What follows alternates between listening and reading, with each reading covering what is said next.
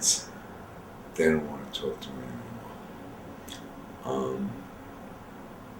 My ex, I mean, there was actually a phone conversation where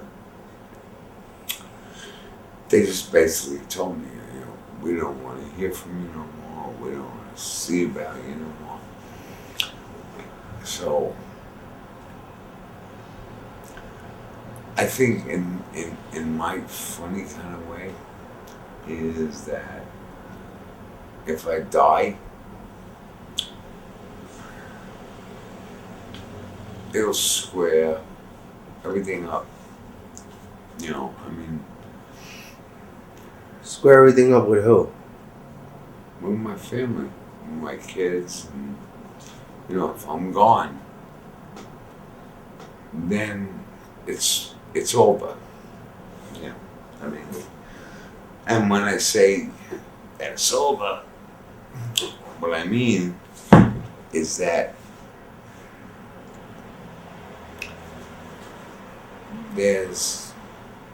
I'm gone, man. There's nothing to talk about. There's no father. There's no grandfather. It's all gone. So what I think about it. I mean, but don't you want to give yourself, like, you're trying to make this movie and make something happen in these next years, I mean, don't you want to fucking make something, be there to experience it? I would love it. Then, I mean, how can you smoke 2.5 packs a day and drink your ass off like this? I would love it. But for some reason, what I think, I got this thing called COPD, chronic obstructive pulmonary disease. And when I told my kids about 2 years ago that I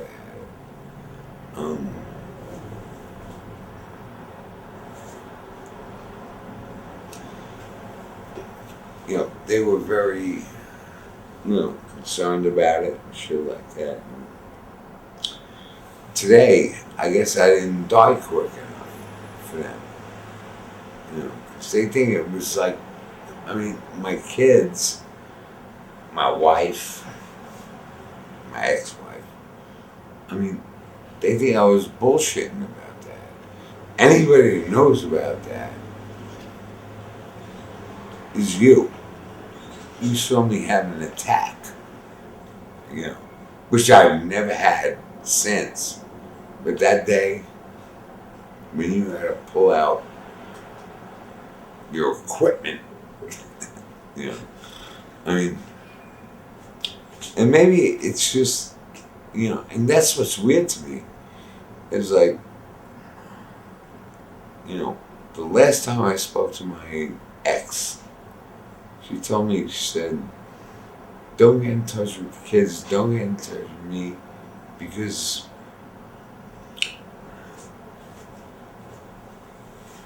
you haven't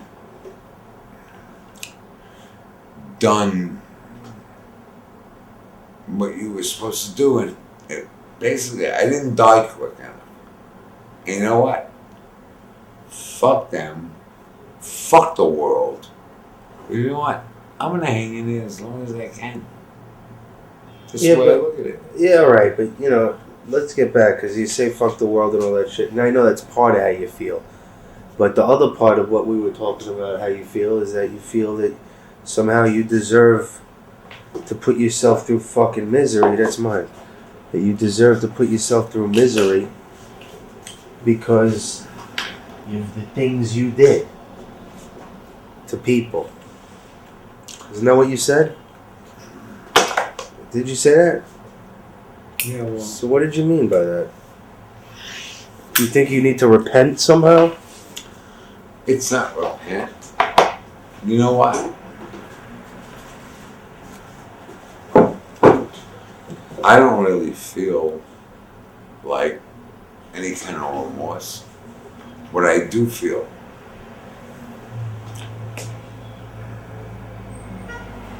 is a certain kind of guilt. I mean, I feel it in here, like the people I hurt. Nobody could ever live in here but me. You know, and the people I hurt,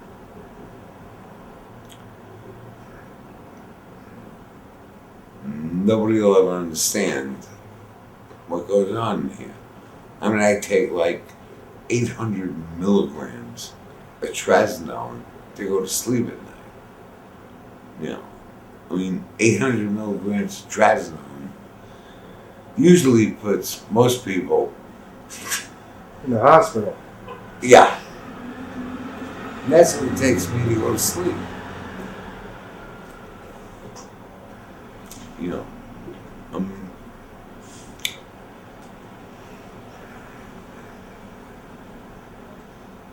And you drink booze on top of that shit.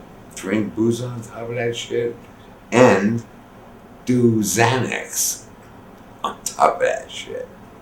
I mean, what the fuck? That's bro? what keeps me normal, man. No, it doesn't, though. This ain't normal. And you know it isn't. You know me better than anybody in the world. You know. But to me, that's normal. I need more drugs just to stand up. And how do you feel about that? How do I feel about it? It keeps me right. Nah, man, come on. You know. I mean, you know me. Yeah, but you were saying it keeps you right, but we were just talking about how it doesn't keep you right. I mean, it keeps you right in one sense. You catch your buzz and, you know, you don't feel much except like a nice little numbness.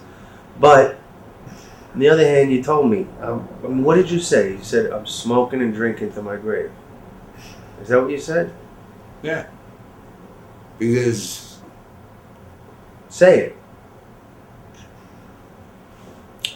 I'll say this. If nobody kills me, I'm the only one that can kill me. You know? I mean, I've been through the Mafia wars, I've been through Vietnam, I've been through all that shit. The only one that's going to take me down is me. Well, you're doing a good job of it. And I am. Yeah. So. Have you ever known anyone to drink as much as I do? Never. No. Have you ever known anybody that smoked more than me? No. Okay. That's what I'm saying. Ain't nobody gonna take me down but me. But what I'm saying to you is, you want to tell your story. You're willing to tell your story and get it out there. And you also would like to see, from doing such a thing, you benefit from it in a way to make your life a little better for the next X amount of years. Yet, in the process, me as the filmmaker here, right, I'm supposed to do this, and you're gonna just like kill yourself somewhere out in the world. And, you know, I mean, you come around and we're doing this, and I just... You're my best friend on the planet, right? You probably know, well, not probably know, you know me better than anybody, right? I'm going to kill myself. I'm not going to shoot myself in the head. I'm not going to take poison. I'm not going to do none of that. But you know what? The really weird part about it is, 2 weeks ago, I had my physical at the VA. My liver is fine. All the shit is fine. And it's just like, how am I going to kill myself? I'm going to keep on doing what I'm doing. I'm going to keep on drinking. I'm going to keep on smoking. And eventually that's going to get me. You know, I mean, you know me better than anybody, man.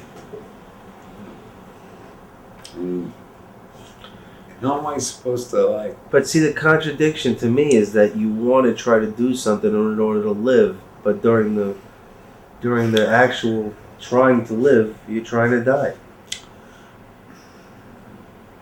I would love to live. I would love to know. I mean, there's like grandchildren out there that I'm not allowed to know about. You know. Like we said, I mean, you could call your family and try to get in touch with them. Why don't you do that? Because they don't want to talk to me. But even if they don't want to talk to you, why don't you want to try to talk to them? Because what I think is that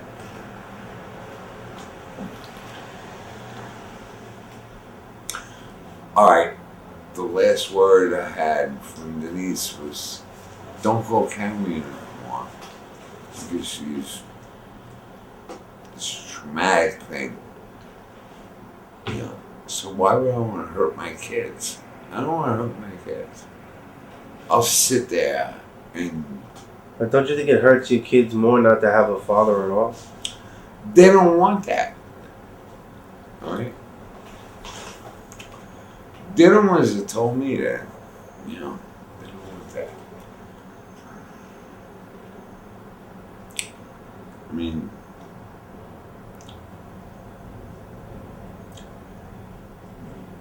There's not a day goes by where I don't think about that. But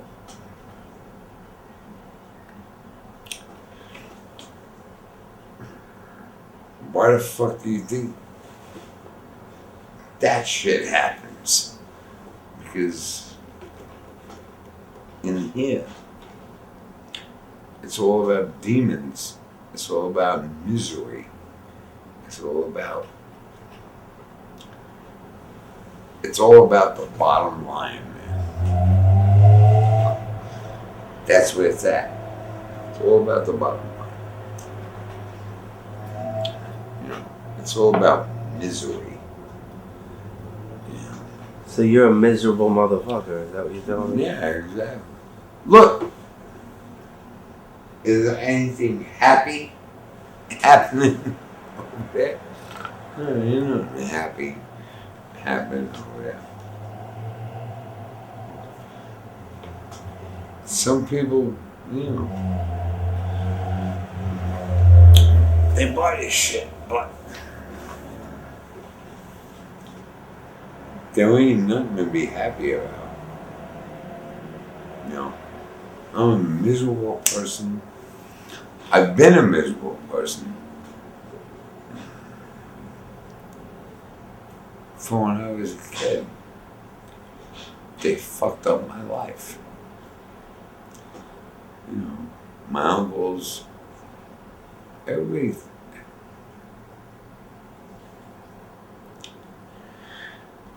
So I became a miserable person, and you know what? I don't give a fuck. Because it's the way I am, man. I don't blame it on nothing.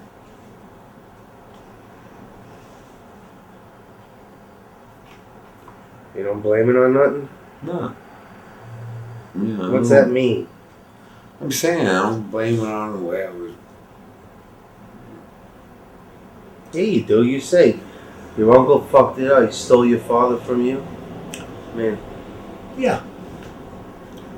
But I can't blame it on that.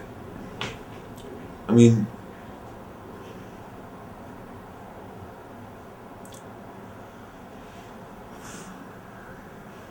my uncle stole my father from me. You know what it's like to see your father on that side of the street and really not be able to go over there and talk to him. You want to see what creates a vicious motherfucker? That's it. You know, when you look at your father, and my son has got this box of love that says 1942, lightweight, heavy champ of the world. He knocked out all the fucking Marines, all the Army guys. You know, he was a tough motherfucker, my father. And you know what it was like to see him across the street and you weren't allowed to go talk to him? And do you know what that fucking... You know how vicious that made you? I mean...